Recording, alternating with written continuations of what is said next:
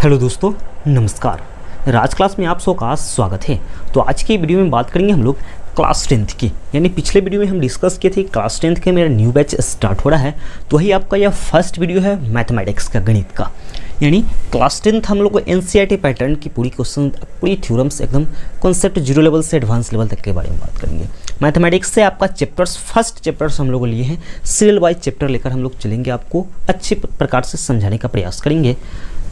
तो वास्तविक संख्याएं हैं, तो पहले हम लोग थोड़ा सा बैक चलते हैं। क्लास 9th में आप लोगों ने पढ़ा होगा संख्या, उसके प्रकार।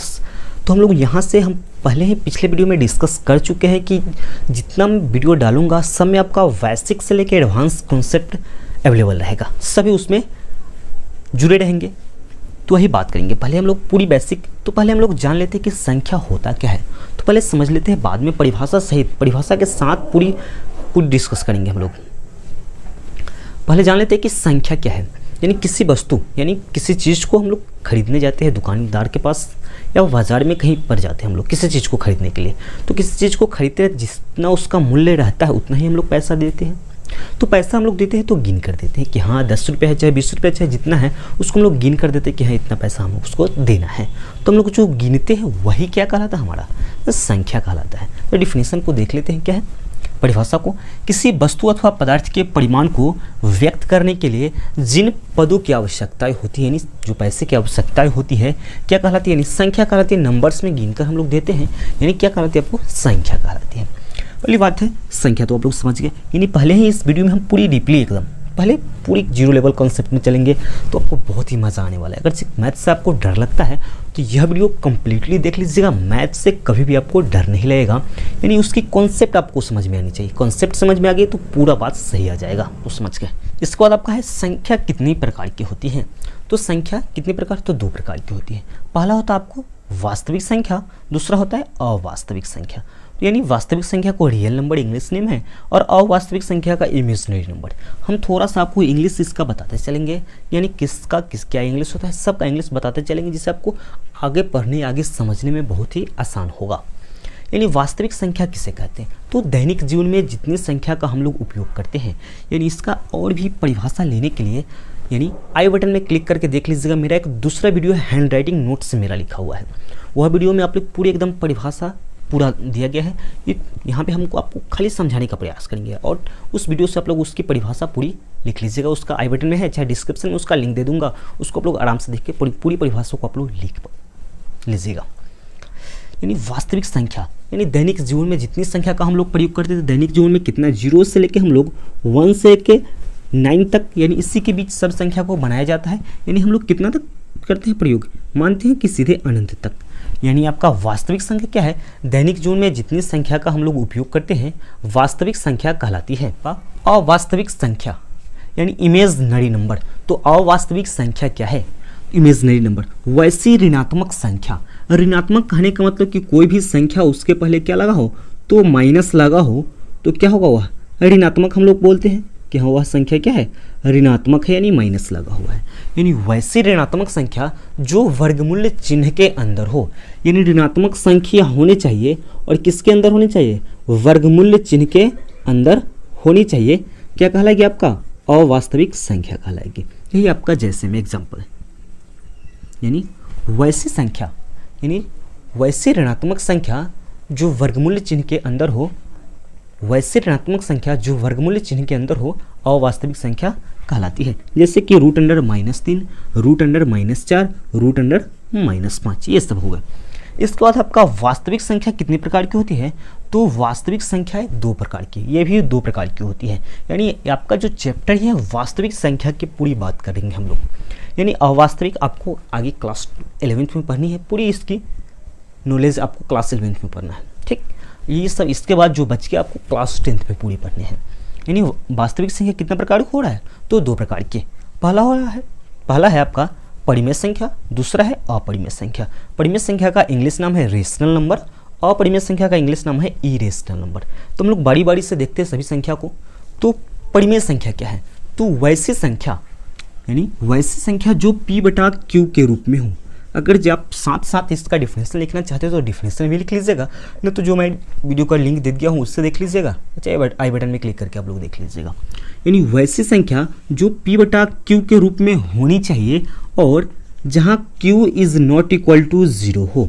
यानी आपका परिमेय संख्या क्या होगा, संख्या p बटा q के रूप में होनी चाहिए लेकिन q is not equal to 0। ऊपर वाला संख्या को हम लोग क्या बोलते हैं, अंश बोलते हैं, नीचे वाले को बोलते हैं हर। यानी अंश बटा हर में होनी चाहिए लेकिन नीचे वाला जो संख्या q है यानी हर है वह किसके बराबर नहीं होना चाहिए, तो 0 के बराबर नहीं होनी चाहिए। क्या कहलाएगी, अपरिमेय संख्या कहलाएगी। जैसे में देख लेते हैं हम लोग क्या क्या संख्या होगा, 1/2 लिख सकते हैं, 3/2 लिख सकते हैं, 4/9 लिख सकते हैं, 0/2 लिख सकते हैं। ठीक, यानी ऊपर वाला संख्या 0 होगा लेकिन नीचे वाला संख्या आपको 0 नहीं होनी चाहिए। क्या कहलाएगी, परिमेय संख्या कहलाएगी। इतना तो कॉन्सेप्ट आपको पूरी क्लियर होंगे। नेक्स्ट है अपरिमेय संख्या क्या है, तो वैसी धनात्मक संख्या। अवास्तविक वाला में ऋणात्मक बोले थे यानी माइनस, इसमें क्या आपको धनात्मक संख्या यानी प्लस वाली होनी चाहिए। वैसी धनात्मक संख्या जो वर्गमूल चिन्ह के अंदर हो, कोई भी धनात्मक संख्या होना चाहिए।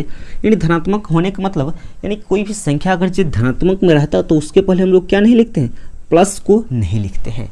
प्लस को नहीं लिखते हैं यानी कोई भी संख्या अगर जो धनात्मक लिखना हो तो उसके पहले हम लोग प्लस चिन्ह का यूज नहीं करते हैं। अगर जो कर भी देते हैं तो कोई इसमें समस्या हो, ये कोई भी परेशानी की बात नहीं है। लेकिन अगर जो ऋणात्मक कहता है तो उसके पहले हमको क्या लगाना होगा, वो माइनस लगाना होगा। ठीक, तो आपका क्या है, अपरिमेय संख्या यानी वैसी धनात्मक संख्या जो वर्गमूल चिन्ह के अंदर हो, यानी वर्गमूल चिन्ह के अंदर होना चाहिए, धनात्मक संख्या को होना चाहिए। ठीक, यानी वैसी धनात्मक संख्या जो वर्गमूल चिन्ह के अंदर हो और जिसका पूरा पूरा वर्गमूल ना निकले। यानी आप लोगों को तो वर्गमूल निकालने आता होगा, जिसका पूरा पूरा वर्गमूल ना निकले और धनात्मक में होना चाहिए यानी प्लस में होनी चाहिए। क्या कहलाएगी, आपको अपरिमेय संख्या कहलाएगी। जैसे में 2 हो गया, 5 हो गया, 7 हो गया, इस सब का देखिए यानी 2 का तो वर्गमूल पूरा पूरा नहीं निकलेगा, 5 का भी वर्गमूल पूरा पूरा नहीं निकलेगा, 7 का भी वर्गमूल पूरा पूरा नहीं निकलेगा। अगर जो यहीं पे आपको हम 9 लिख देते हैं तो इसको तो आप लोग जानते हैं कि 9 का वर्गमूल निकलता है, कितना होता है, 3 होता है। तो ये आपका क्या है, परिमेय संख्या है, अपरिमेय संख्या यह नहीं है। परिमेय संख्या है कितनी प्रकार की होती है, तो परिमेय संख्या 3 प्रकार की होती है। कौन कौन है, पहला होता है आपको प्राकृतिक संख्या जिसको हम लोग n से, कैपिटल वाला n से डिनोट करते हैं। दूसरा होता है भिन्न संख्या यानी फ्रैक्शन नंबर। तीसरा होता है पूर्ण या पूर्णांक संख्या यानी होल नंबर, इसको हम लोग w से डिनोट करते हैं। ठीक, ये आपका हो गया। तो इसको हम लोग बारी बारी से डिफिनेशन को देखते हैं, जिसकी परिभाषा को हम लोग बारी बारी से देखते हैं। प्राकृतिक संख्या कहते किसको है, यानी 1 से प्रारंभ होने वाली जितनी संख्या सभी को प्राकृतिक संख्या, यानी 1 से प्रारंभ होने वाली संख्या को क्या बोलते हैं हम लोग, प्राकृतिक संख्या कहते हैं। दूसरा है आपका भिन्न संख्या।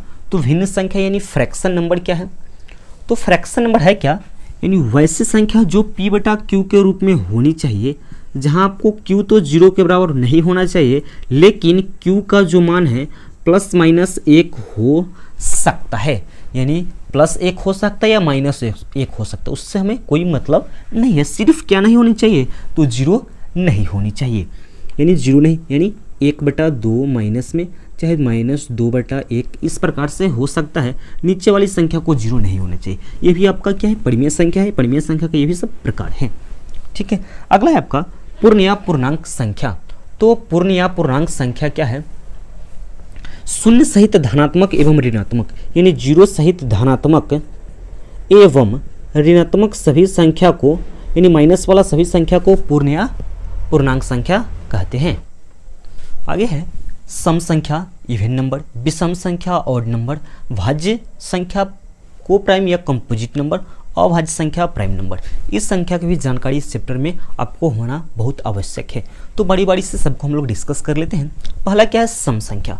तो सम संख्या क्या है ये सब आपको जानकारी होगी, लेकिन फिर मैं रिकैप करा तो आपकी जो जानकारी है आपको एक्टिवेट रहेगी, हमेशा एकदम आपके पास रहेगी। क्या है सम संख्या, यानी वैसी संख्या जो 2 से, यानी 2 से पूरा पूरा भाग लगना चाहिए। जिससे 2 से 6 है, 3 बार में पूरा पूरा भाग लग जाएगा। 2 से हमारा 14 है, कितना बार में, 7 बार में पूरा पूरा भाग लग रहा है। यानी जो 2 से पूर्णतः यानी पूरा पूरा जो 2 से भाग लगता है क्या कहलाती है आपको, सम संख्या कहलाती है। जैसे 2, 4, 6, 8 ऐसे डॉट डॉट जितना तक etc लिख सकते हैं। अगला है आपका विषम संख्या, ऑड नंबर। तो विषम संख्या क्या है, तो वैसी संख्या जो 2 से पूर्णतः विभाजित न हो, यानी जिसे 2 से पूरा पूरा भाग नहीं किया जा सकता है, क्या कहलाएगा आपको, विषम संख्या कहलाता है। जैसे में 2 से 1 में भाग करेंगे तो पूरा पूरा कटेगा नहीं, ये पॉइंट में आपका आ रहा है, लेकिन इसको पूरा पूरा कटना चाहिए, पॉइंट में या फ्रैक्शन में आपको नहीं आना चाहिए। जैसे आपको 2 है, 3 से लगेगा नहीं पूरा पूरा, 5 भी पूरा पूरा लगेगा नहीं, 2 दूना 4, एक आपका हासिल इसमें बच जाएगा, शेष बच जाएगा एक। ठीक, तो ऐसी संख्या को हम लोग क्या कहते हैं, विषम संख्या। थोड़ा सा डिफिनेशन को, परिभाषा को देख लेते हैं। यानी वैसी संख्या जो 2 से पूर्णतः विभाजित न हो, क्या कहलाती है आपका, विषम संख्या कहलाती है। जैसे में हो जाएगा आपका 1, 3, 5, 7 डॉट डॉट etc आप ले सकते हैं, एक्सेट्रा। अगला है आपका भाज्य संख्या, को प्राइम और कंपोजिट नंबर। तो क्या है भाज्य संख्या, क्या है, तो एक से बड़ी वैसी संख्या जो एक अथवा अपने को छोड़कर किसी दूसरे संख्या से पूर्णतः विभाज्य हो, क्या कहलाती है आपको, भाज्य संख्या कहलाती है। यहां देखिएगा, भाज्य संख्या में एक से बड़ी होनी चाहिए संख्या जो एक अथवा अपने को छोड़कर किसी दूसरे संख्या से भी क्या लगना चाहिए, उसको भाग लगना चाहिए। जैसे कि हम लोग 4 देखते हैं, 6 देख लेते हैं, तो एक से बड़ी संख्या है, ठीक है, जो 1 से भी लग रहा है, 2 से भी लग रहा है, और कितना से लग रहा है, 4 से लग रहा है। यानी इसका डेफिनेशन पर लागू हो रहा है भाज्य संख्या का, एक से बड़ी वैसी संख्या जो एक अथवा अपने को छोड़कर किसी दूसरे संख्या से भी क्या होना चाहिए, भाज्य होना चाहिए, यानी भाग लगना चाहिए। तो 1 को भी छोड़ दिया हुआ, 4 को भी छोड़ दिया हम लोग, तो कितना से फिर भाग लग रहा है, तो 2 से आप भाग लग रहा है। अब 6 वाला को देखिएगा, यानी 1 से भी लग रहा है, 3 से भी लग रहा है, 1 से भी लग रहा है, 2 से भी लग रहा है, 3 से भी लग रहा है, और 6 से लग रहा है। यानी 1 को छोड़ दिए, स्वयं को छोड़ दिए, तो बचिए क्या, 2 और 3, यानी सभी संख्या से भाग लग रहे हैं। यानी जैसे में हो जाएगा 4, 6, 8, 12 डॉट डॉट etc। इसके बाद है आपका अभाज्य संख्या। तो एक से बड़ी वैसी संख्या जो एक अथवा अपने को छोड़कर किसी दूसरी संख्या से भाग ना लगे, चाहे विभाज्य न हो, अभाज्य संख्या कहलाती है। जैसे में हो जाएगा, एक से बड़ी संख्या लेना है जो एक अथवा अपने को छोड़कर, तो एक से बड़ी संख्या कितना है, 2 है, 1 को और स्वयं से सिर्फ लग रहा है, ये भी हो रहा है। और जैसे में 3 भी हो गया, 1 से ही लग रहा है और सिर्फ 3 से, यानी एक अथवा स्वयं से जो संख्या लगेगा क्या कहलाएगी आपको, अभाज्य संख्या कहलाएगी। जैसे आपका 5 हो गया, तो 1 से लग रहा है और सिर्फ 5 से लग रहा है, 11 हो गया, 1 से लग रहा है, 11 से लग रहा है, यानी एक अथवा स्वयं को छोड़कर किसी दूसरे संख्या से विभाज्य न हो, क्या कहलाती है आपका, अभाज्य संख्या कहलाती है। यानी आपका नेक्स्ट है भिन्न संख्या को दशमलव प्रसार। यानी भिन्न संख्या जो उसका दशमलव प्रसार कैसा है, शांत है या अशांत है, इसी के बारे में बात है। यानी आपका क्वेश्चन इससे रहते हैं, अगला चैप्टर 1.3 या 4 के आसपास में इसका चैप्टर है, यानी उसमें आपका इसका क्वेश्चन मिलेंगे बनाने के लिए। लेकिन पहले हम लोग थ्योरम समझे रहेंगे तब तो क्वेश्चन बनेगा हमसे। तो पहले थ्योरम को हम लोग समझते हैं, क्या है कि शांत और अशांत क्या है। यानी भिन्न संख्या आपका इस प्रकार से रहेगा क्वेश्चन, बिना लंबी प्रक्रिया विभाजन द्वारा बताए कि जो दिया गया आपका संख्या है दशमलव प्रसार शांत है या अशांत है। यानी शांत अशांत है, यानी शांत आपको मालूम होगा, अशांत मालूम होगा, तभी तो आपको क्वेश्चन बनेगा। तो पहले हम लोग देख लेते हैं कि शांत क्या होता है और अशांत क्या होता है। टर्मिनेटिंग इसको नॉन टर्मिनेटिंग कहते हैं, अशांत को नॉन टर्मिनेटिंग, यानी टर्मिनेटिंग और नॉन टर्मिनेटिंग, शांत आवृत्ति और अशांत आवृत्ति। क्या है शांत आवृत्ति, यानी वैसी संख्या यानी भिन्न संख्या होनी चाहिए। तो भिन्न संख्या बराबर आप जानते हैं कि भिन्न संख्या बराबर क्या होता है, भिन्न संख्या बराबर अंश बटा हर होता है। यानी वैसी भिन्न संख्या जिसके हर में केवल 2 और 5 का गुणनखंड हो। यानी हर कहने का मतलब कि नीचे वाला संख्या में 2 और 5 का क्या हो, गुणनफल हो, यानी क्या कहलाएगा, शांत कहलाएगा। फिर से डेफिनेशन देख लेते हैं। यानी वैसी भिन्न संख्या जिसके हर में केवल 2 और 5 का गुणनफल हो, क्या कहलाती है आपको, शांत आवृत्ति कहलाती है। 2 और 5 कहने का मतलब कि सिर्फ 2 वाला हो और नहीं तो सिर्फ 5 वाला हो नहीं तो दोनों हो तो क्या कहलाएगा आपको शांत आवृत्ति कहलाएगा। अगर जे इस दोनों के अलावा कोई दूसरा संख्या इसमें अगर जे रहता है तो वह आपका शांत नहीं होगा। नेक्स्ट है आपका अशांत आवृत्ति नॉन टर्मिनेटिंग। क्या होता है नॉन टर्मिनेटिंग? यानी शांत आवृत्ति तो आप लोग जान गए कि जिसके हर में कितना केवल 2 और 5 का गुणनफल होगा तो शांत होगा। और अशांत क्या है? यानी वैसी भिन्न संख्या तो ये भी होनी चाहिए, यानी वैसी भिन्न संख्या जिसके हर में 2 और 5 के अलावा कोई दूसरा गुणनफल उसमें शामिल हो, यानी 2 और 5 के छोड़ के कोई दूसरा भी संख्या होगा। यानी जैसे कि 2 और 5 है और इसमें अगर जो 3 भी आ गया, चाहे कितना आ गया 7 आ गया या 3 आ गया, कोई दूसरा संख्या 2 और 5 को छोड़कर कोई दूसरा संख्या इसमें अगर जो शामिल रहेगा तो आपको अशांत आवृत्ति कहलाएगा। जैसे हम लोग क्वेश्चन 1-2 में एग्जाम्पल देख लेते हैं। जैसे आपका एक एग्जाम्पल हम ले लिए 15/8 है, तो आपको हर का अभाज्य गुणनखंड, इसको गुणनखंड करना है। तो 8 का हम लोग गुणनखंड करते हैं, 2 से लगेगा 4, फिर 2 से लगेगा 2, यानी इसको लिख सकते हैं 15/2 के पावर 3 लिख सकते हैं।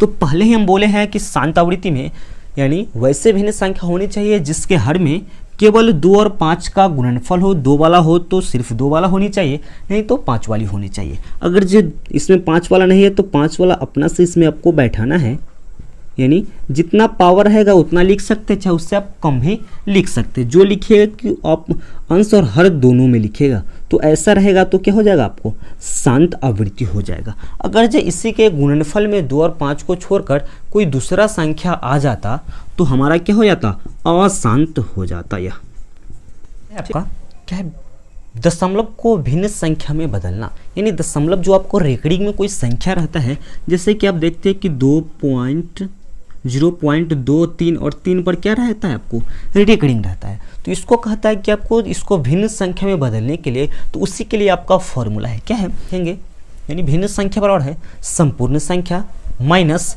रेकॉर्डिंग अंक की पहले की संख्या बटा रेकॉर्डिंग के बराबर 9 तथा रेकॉर्डिंग एवं दशमलव के बीच के अंक के बराबर 0 की संख्या। तो इस पर हम लोग क्वेश्चन से समझते हैं। ये फॉर्मूला आप लोग लिख लीजिएगा और याद कर लीजिएगा। क्वेश्चन एग्जांपल इस पर देखते हैं। एग्जांपल है 0.6 पर आपका रेकॉर्डिंग है, इसी को बनाते हैं हम लोग। क्या पहले तो भिन्न संख्या लिखना है, तो संपूर्ण संख्या यानी पूरा संख्या 0.6 है और रेकॉर्डिंग अंक के पहले कोई संख्या नहीं यानी 0 है बटा रेकॉर्डिंग अंक के बराबर 9, 1 पर रेकॉर्डिंग है तो 1 9 तथा रेकॉर्डिंग एवं दशमलव के बीच अंक के बराबर 0 की संख्या, यानी इसके बीच जितना अंक रहेगा उतना 0 लिखेंगे, लेकिन इसके बीच तो कोई अंक नहीं है तो हम लोग 0 नहीं लिखेंगे। कितना हो जाएगा 6/9, 3 से कटेगा 3 दूना 6, 3 तिहाई 9, यानी 2/3 हो जाएगा आपका आंसर। नेक्स्ट आपको एलसीएम और एचसीएफ। एलसीएम का होता है लीस्ट कॉमन मल्टीपल, एचसीएफ का होता है हाईएस्ट कॉमन फैक्टर होता है, यानी लघुत्तम समावर्तक, इसको हम लोग महत्तम समावर्ती कहते हैं। तो पहले एलसीएम यानी लघुत्तम समावर्तक को देख लेते हैं हम लोग। तो लघुत्तम यानी एलसीएम 2 मेथड से बनाए जाते हैं। पहला एक मेथड है जो आप लोग बच्चे क्लास में छोटे क्लास में आप लोग सीखा होइएगा एलसीएम, और दूसरा मेथड आपको फैक्टर मेथड, सो भी आपको बच्चे क्लास में यानी गुणनखंड विधि से आपको बताया जाता है। तो इस वाली चैप्टर में हमको गुणनखंड ही विधि से बनानी है। जैसे हम लोग क्वेश्चन बना कर देखते हैं, जैसे इसका डिफिनेशन देखा जाएगा, 2 या 2 से अधिक संख्याओं का लघुत्तम समावर्तक वह छोटी से छोटी संख्या है जो उस दोनों से पूर्णतः विभाजित हो। यानी लघुत्तम का क्या हो, छोटी से छोटी संख्या लेनी है, यानी 2 आपको रहेगा, वह छोटी से छोटी संख्या है जो दोनों से पूर्णतः, जो दोनों दी गई संख्या उससे पूर्णतः विभाज्य हो। तो क्या हो जाएगा आपका एलसीएम। एग्जाम्पल्स के माध्यम से समझिए, जैसे कि 4 और 6 के बीच आपको निकालना है एलसीएम। तो 4 का हम लोग गुणनखंड करेंगे, कितना हो जाएगा 2 2 और 2 से 1 लग जाएगा। 6 का करेंगे, फिर 2 से 3, फिर 3 से 1, यानी 4 का गुणनखंड हो गया आपका अभाज्य गुणनखंड 4 का अभाज्य गुणनखंड 1 गुना 2 गुना 2।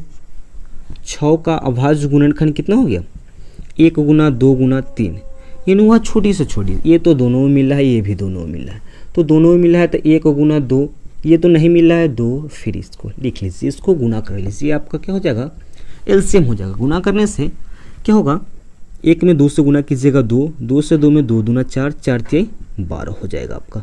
यानी 4 और 6 का एलसीएम क्या होता है? 12 होता है। इस प्रकार से आपको ये जो क्वेश्चन चैप्टर्स पढ़ रहे हैं वास्तविक संख्या, इसमें इसी प्रकार से आपकी जो एलसीएम और एचसीएफ निकाले रहेंगे, तो इसी प्रकार से हमारा क्वेश्चन बना रहेंगे। ठीक, आपका इसके बीच एचसीएफ निकालना है तो 4 और 6 दोनों, इस दोनों के बीच ही एचसीएफ निकाल दिए।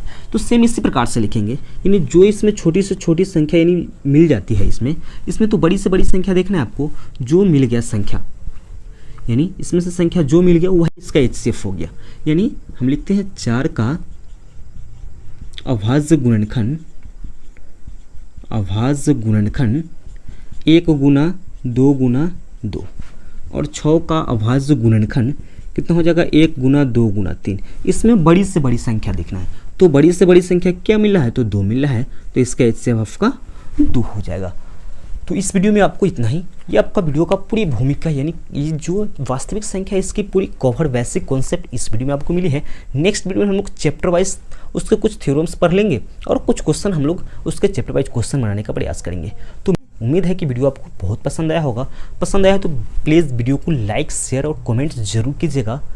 अगर जो आप हमारे चैनल पर अभी नए हैं तो चैनल को सब्सक्राइब कर लीजिए, बेल आइकन को हिट कर लीजिए, ताकि मेरी वीडियो का जरूर नोटिफिकेशन आपको सबसे पहले मिले। तो मिलते हैं नेक्स्ट वीडियो में, तब तक के लिए जय हिंद।